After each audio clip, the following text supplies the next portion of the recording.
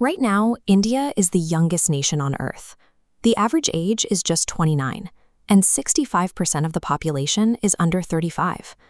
Internationally, this data translates to real-world power.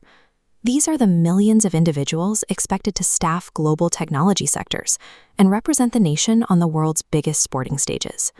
However, beneath the surface of this demographic advantage is a rapidly accelerating crisis that is quietly claiming the lives of this exact population. This Lokmat report illustrates the reality. Look at the large text at the top. On average, 40 students take their own lives every single day. The figures are rising, marking a 65% increase over a single decade. The sheer volume of these cases suggests a structural breakdown. To understand why these numbers are climbing so consistently, we have to look at the environment where these students spend their lives. The pressure begins early. Long before college, the modern education cycle transforms learning from an act of discovery into a high-stakes competition. Things like self-study, outdoor play, and personal hobbies are stripped from a child's schedule. In their place is an endless loop of extra classes, private tuitions, and the pursuit of high percentages. As these kids grow older, society forces them through an incredibly narrow bottleneck. The cultural expectation is rigid. Success is defined by securing a seat at a top-tier engineering or medical college. The consequences of that bottleneck are severe. In the competitive coaching hub of CODA alone, over 150 students have died by suicide over the last decade. The majority of these victims were teenagers preparing for grueling engineering and medical entrance exams. These teenagers carry a heavy psychological load. Many are expected to fulfill the ambitions of their parents, often while carrying the weight of families who pour their life savings into coaching fees. Millions of children are funneled into a rigid pipeline where the acceptance rate is frequently less than 1%. This structure guarantees that a vast majority will experience a deep sense of failure. This demographic pyramid chart isolates exactly who is most at risk. The largest segment, 58%, falls within the 16 to 21 age bracket during board exams. The data shows the gender split is nearly even, 53% male, 47% female. To see where this happens, we look at the National Crime Records Bureau map.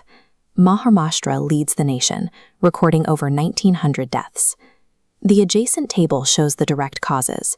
Exam failure accounts for over 2,032 of these cases. But the classroom is only part of the problem. Half of the underlying causes stem from non-academic triggers, like acute loneliness, severe clinical depression, intense family disputes, and constant parental pressure. Students also face an intense digital multiplier. Social media forces them to compare their daily struggles against the highly curated online lives of others, deepening their profound feelings of inadequacy and inferiority. When you combine exam stress, family expectations, and constant digital comparison, it creates a perfect storm. It attacks the undeveloped emotional resilience of a teenager when they are most vulnerable. Psychologists treat suicidal ideation as a primary medical condition.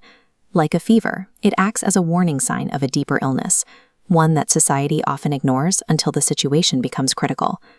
There is a profound observation by the philosopher Sri Aurobindo that captures the tragedy of this act. Suicide does not end the pain. It transfers that suffering to the surviving loved ones. Faster, more urgent tone. This dynamic poses a threat to the country's future. If the nation continues to prioritize competition over the psychological safety of its youth, the demographic dividend will collapse into a demographic disaster. The solution must start with Kutum Prabodhan, or family awakening. This involves parents creating a supportive home environment that values open dialogue and treats academic failure as a normal part of life. Beyond the home, societal changes are required. This includes establishing accessible counseling centers and validating careers in the arts, history, and economics as legitimate paths to success.